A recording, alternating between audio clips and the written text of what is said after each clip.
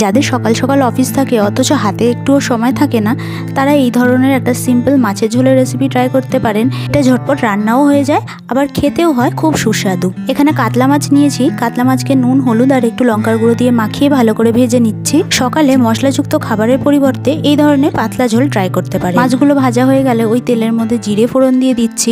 এর মধ্যে আপনারা 5 ফোড়নও দিতে পারেন। তারপর আলুটা দিয়ে এইভাবে ভেজে নিতে হবে। একটু সবজি অ্যাড করব। এখানে আমি পটল অ্যাড করেছি, চাইলে আপনারা ঝিঙেও অ্যাড করতে পারেন। তো পটল আর কাঁচা লঙ্কা দিয়ে একটুখানি ভেজে নিতে হবে। ভেজে নেওয়ার পরে এখানে শুকনো মশলা দিয়ে দিতে হবে।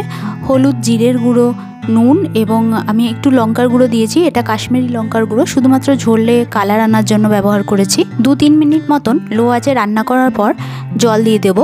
নামমাত্র মশলা ব্যবহার করলেও এই ঝোলটা খেতে কিন্তু খুবই সুস্বাদু হয়ে থাকে।